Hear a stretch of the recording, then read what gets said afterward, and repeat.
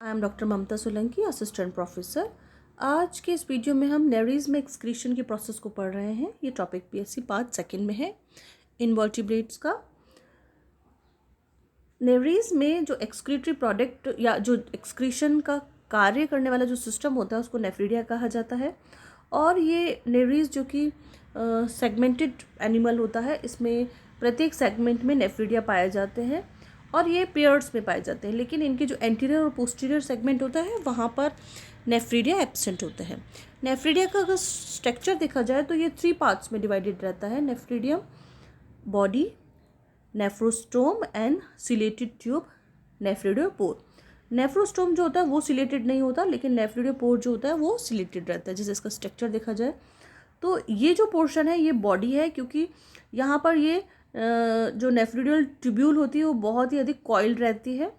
इसको नेफ्रोस्टोम कहा जाता है जो कि सिलेटेड रहता है, और ये नेफ्रिडोपोर है जो कि टर्मिनल डक जिससे कि एक्सक्रीटिव प्रोडक्ट है जो बाहर निकाला जाता है। ये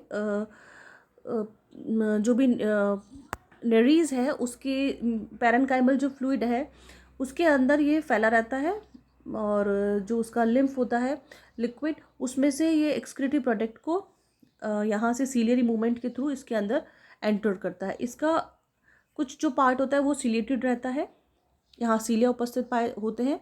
इनका जो ये बॉडी पार्ट है ये सेंसाइशम होते हैं, मतलब ये बहुत अधिक न्यूक्लियस यहाँ पाए जाते हैं, लेकिन वो सेल्स नहीं पाई जाती। बहुत सारे हम यहाँ न्यूक्लियस देख सकते हैं। तो इस प्रकार की जो स्ट्रक्चर होता है उसको सेंसाइशम कहा जाता है। और ये नेफ्रिडियल ट्यूब्यूल्स हैं, ये नेक है और ये नेफ्रोस्टोम है। The external opening of the tube is called nephridiopore. जो बाहर की तरफ खुलती है उसको नेफ्रिडियोपोर कहा जाता है। It is a small circular opening on the ventral surface of the body. ये वेंट्रल सरफेस मतलब नीचे की तरफ ये इसकी ओपनिंग पाई जाती है। And at the base of the ventral cirrus of parapodia, जो पैरापोडिया पाए जाते हैं इसके पैर जिसे कहते हैं, वहाँ पर उसकी सीरस जो होती है वहाँ पर उसकी वेंट्रल सरफेस पे ये पाई जाती है। नेफ्रिडियोपोर वहाँ से ओपन होता है। द डायमीटर ऑफ द एपरेचर्स में बी एक्सटेंड और कॉन्ट्रैक्टेड। ये जो डायमीटर होता है ये बढ़ भी सकता है और कम भी हो सकता है, क्योंकि इसमें इस प्रकार के मसल्स रहती हैं। The nephridiopore leads into the tube which is ciliated for the most part. ये जो नेफ्रिडियोपोर होता है ये अंदर की तरफ ये ट्यूब्यूल्स इस तरह से रहते हैं, और इसमें देखिए कई जगह तो ये बिल्कुल वाइट दिख रही है और कुछ में ये इस तरह से सिलेटेड नज़र आ रही है। तो कई जगह ये ट्यूब जो होती है वो सिलेटेड रहती है। The tube extend up to the tip of the anterior prolongation and then takes a sharp turn to run into the body of nephridium. यहाँ से जब नेफ्रिडियोपोर से जाती है तो ये बहुत अधिक इस तरह से कॉइल्ड हो जाती है। Inside the body the tube follows a zigzag course and ultimately pass through the anterior prolongation to open as the nephrostome into the proceeding segment.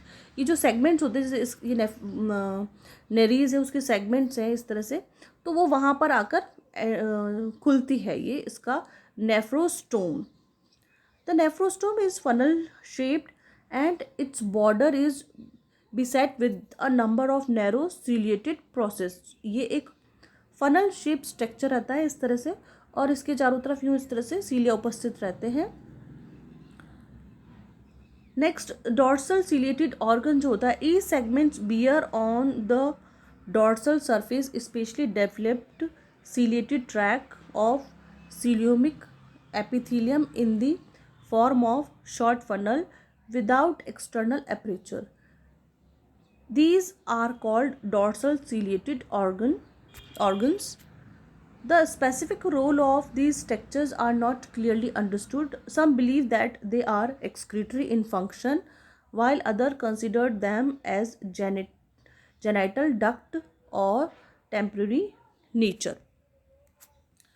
अब इनका जो फंक्शन है वो किस प्रकार से वर्क करते हैं, ये नेफ्रिडोस्टोम के थ्रू जो भी एक्सक्रीटिव प्रोडक्ट्स होते हैं, यूरिया, अमोनिया और एक्सेस में जो वाटर होता है वो इसके अंदर एंटर करते हैं सीलियरी मूवमेंट के थ्रू, और यहाँ से ये सीलिया द्वारा जो भी यूजफुल इलेक्ट्रोलाइट्स वगैरह होते हैं उनको वापस से ये सीलिया के द्वारा रोक लिया जाता है। और जो एक्सक्रीटिव प्रोडक्ट होते हैं वो इनके पैरापोडिया के जो सीरीज़ होते हैं वहाँ से यहाँ वहाँ के वेंट्रल सरफेस पे ये पोर रहता है, जिससे ये कि एक्सक्रीट आउट कर दिया जाता है। Thank you.